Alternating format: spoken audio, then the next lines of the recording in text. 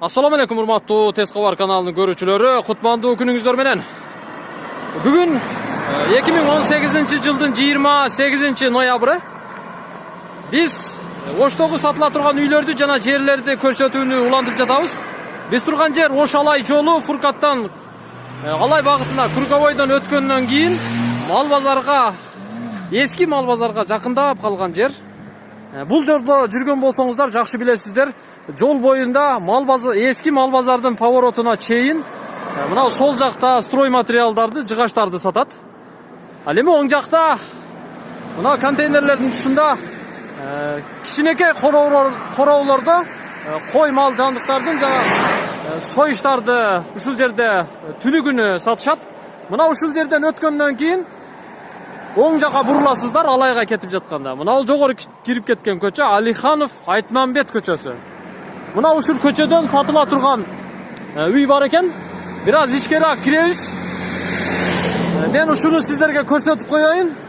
Айрыкча Алай жана Чоң Алай районунун тургундары, Өзгөн, Каракулжа, Жалал Абадтагы райондордун тургундары ушул тараптан, Фуркат тараптан сатыла турган үйлөр, жерлер болсо көбүрөөк бизге көрсөтүп коюңуз деген суранычты көп калтырды эле. Азыр биз ушул сатыла турган үйдүн жанынан жолугушабыз.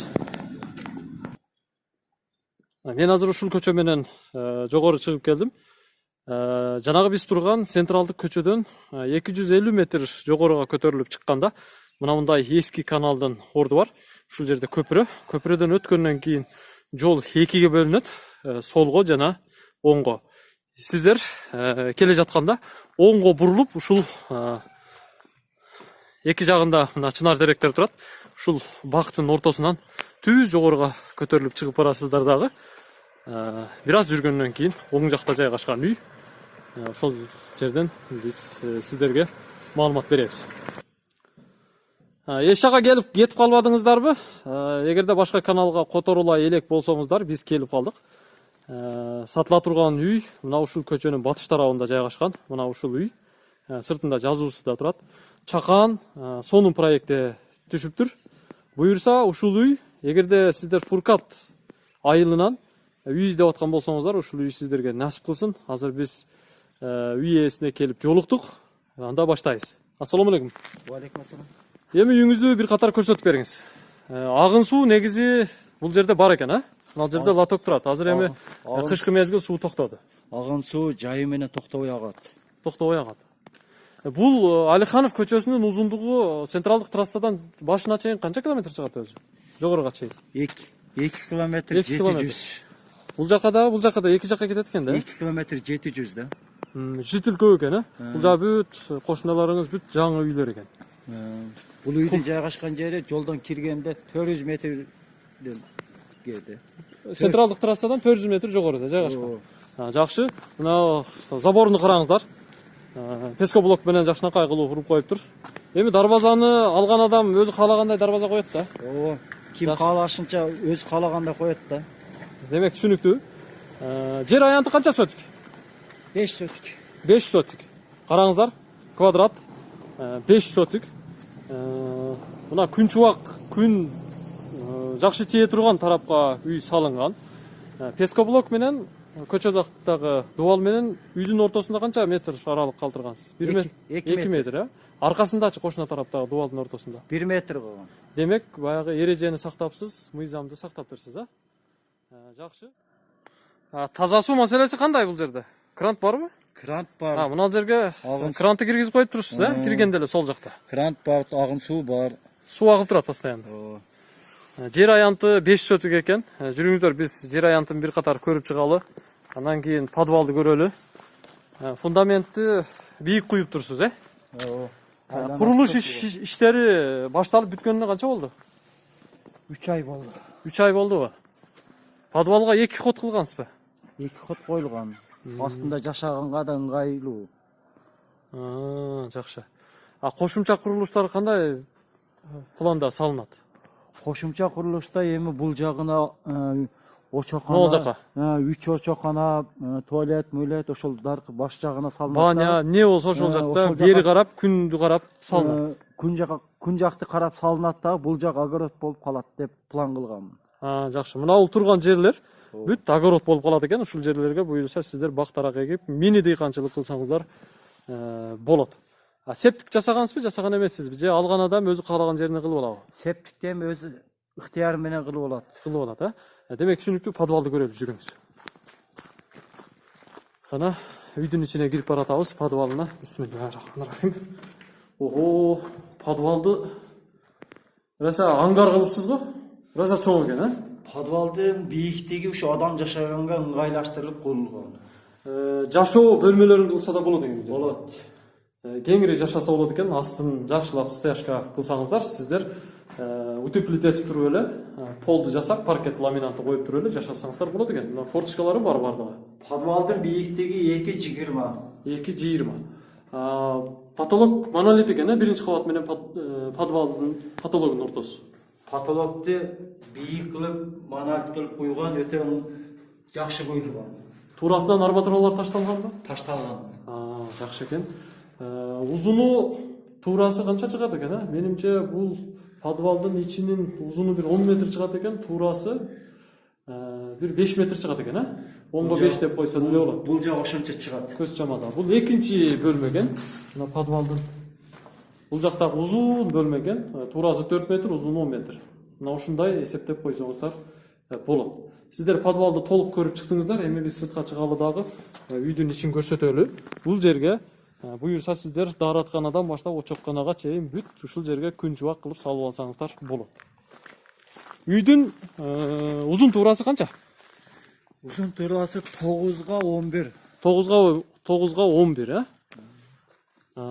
Крышасын караңыздар, оцинкованный тыныке менен жабылган. Өстүрмөлөрү ак тыныкеден жасалыптыр. Караңыздар, өтө жакшы жабыптыр.Усталарды каяктан таап алгансыз? Ustalar эң жакшы ustalar мына Өзбекстандан таап келген. Тажрыйбалуу ustalar экен, Крышаны да жакшы жабыптыр, өстүрмөлөрдү да жакшы баягындай кооздоп жасаптыр. Суу түшүүчү тамчы трубаларын жакшы жасаптыр. Дуал фундамент деле мындай жагымдуу баягы колу гүл ustalar жасаптыр, Өтө тегиз куйган. Өтө тегиз куюптур. Кана жүрүңүздөр. Ушул үй сиздерге насип кылсын. Мына ушундай үйлүү болойлу деп сиздер ниет кылып кое бериңиздер. Буюрса ниетти Кудайым өзү кабыл кылат. Биз тепкичтен көтөрүлүп баратабыз. Бул жерге келечекте бронированный эшик болот. Кирпич каяктын кирпичи? Кирпич, пышыкыш. Оштон эле алдыңызбы? Оштон алгам заводдон. Заводдордон, Мына сап-сары жакшы бышкан кыштан алыпсыз. Бул жер холл, Бул жер холл. Холл. Биз оң жактан баштайлы анда. Бул бөлмө кандай бөлмө болуп эсептелинет? Чакан бөлмө экен, узун туурасы канча чыгат? Бул бөлмөнүн узун туурасы 3га 3. 3га 3 экен, Квадрат. Көчө тарапта терезеси бар экен. Негизи кухонный, бул жагына отопление койлат койлат деп ыңгайлашкан. Мына эки бөлмөнүн ортосуна, бул ачык турган жерге отопление печкасы бери карап коюлат экен дагы, анан моору мына жерге атайын ордук коюлган, моору ушул жерге туташтырылат экен. Бул жер 3га 3 бөлмө, кухня болду, Биз эми кухнядан кайра чыктык. Эгерде холдон түз кирсеңиздер, оң жактагы эшик менен бул бөлмө зал болуп эсептелинет. Кааласаңыздар спальня кылып койсоңуздар деле болот. Анткени кухняда ортого коюлган печканын жылуулугу бул жака чыгат. Кышында дагы, жайында дагы ыңгайлуу бөлмө. Көчө тарапта терезеси бар. Аянты канча? 5ге 3.30. 5ге 3.30 бөлмө экен. Чоң бөлмө. Зал кылып иштетсеңиздер да болот. Эми ушул эле бөлмөнүн күн батыш тарабында дагы бир бөлмө жайгашкан. Бул бөлмөнүн аянты канча? Бул бөлмөнүкү да 5ге 3.5. 5ге 3.5 күн батыш тарабында терезеси бар. Чакан бөлмө. Асты кадимкидей стяжка, подвалдын үстүндөгү монолит. Жыгаштары кандай жыгаштар койдуңуз? Жыгаштары 10дук Россиянын торсундары ташталган жыгаштар, сасна жыгаштар. Сасна жыгаштар экен, Демек түшүнүктүү, бул жер дагы бир зал болду. Ал эми сол жакта чакан бөлмө турат. Бул узун туурасы канча чыгат эми? Узун туурасы 1,5га 3 метр. 1,5га 3 метр. Бул жер душевая кана турабы? Мына бул ортосунан нар жагына сиздер душ орнотсоңуздар болот, кабина орнотсоңуздар болот, каалагандай кылсаңыздар болот. Аристонду коюп, мына чекеге кир жуучу машинаны орнотсоңуздар болот, кааласаңыздар раковина коюп алсаңыздар болот. Бул душевая кабина болду. Душевая каанасы болду. Ал эми сол жакта эң жагымдуу каана, холго сиздер киргенде эле түз киресиздер. Түз киргенде бул бөлмө спальня бөлмөсү. Размери канча? Канча? Размери 3,5-га 3,30. 3,5-га 3,30 болгон күн тарапта жайгашкан бөлмө экен. Караңыздар. Эгерде ушул бөлмөдө сиздер жашасаңыздар, терезеси бар. Терезени ачып, мына кошуналарды карап, наркы беттеги бактарактарды, кошуналарды, канаттуулардын сайраганын угуп жашасаңыздар болот. Урматтуу тез кабардын көрүүчүлөрү, мен сиздерге Ош шаарынын Фуркат айылындагы Алиханов көчөсүндө жайгашкан сатыла турган үйдү көрсөттүм. Бул үй өтө чакан, жакшы проектте курулуптур. Буюрса, бунун отделка иштерин бүтүрүп алсаңыздар, көңүлдөгүдөй болот деген ойдомун. Баасын канча дейсиз? Баасын 40 000 деп атам. 40 000 доллар. 40 000 доллар. Скидкасы бар, Аз-маз бар. Аз-маз. Демек түшүнүктүү. Биздин тез кабардын атынан сизге телефон чалып, скидкасын бар дедиңиз, эми кичине түшүрүп бериңиз деп келсе, бир аз түшүрүп бериңиз. Мен сизден суранып айтам. Документтери кандай? Кызыл документи бар. Кызыл китеби бар. Демек түшүнүктүү. Анда сиздер бул үй жаккан болсо, айрыкча ушул Фуркат аймагынан үй издеп аткан болсоңуздар, телефон чалыңыздар. Агабыздын телефон номери 0558 55 86 02. 0776 05 83 05 деген телефон номерлерге чалып айланышсаңыздар болот. Билайында WhatsApp'тагы иштейт. Үйдө эмнеге сатып атасыз? Башка жашай турган үйүм бар. Башка жакта жашайсызбы? Аз-маз акчага муктаж болгондон сатып жатам. Жакшы, башка ишиңиз дагы жакшы жүрүшүн, кимге буюрса, ал насип кылсын, ушул жерде тойлор болсун. Кыз чыгарып, келин алган күндөр көп болсун. Биз сиздер менен коштошобуз. Эгерде ушул сыяктуу үйүңүздөр, жериңиздер болсо, анда тез кабарды пайдаланыңыздар.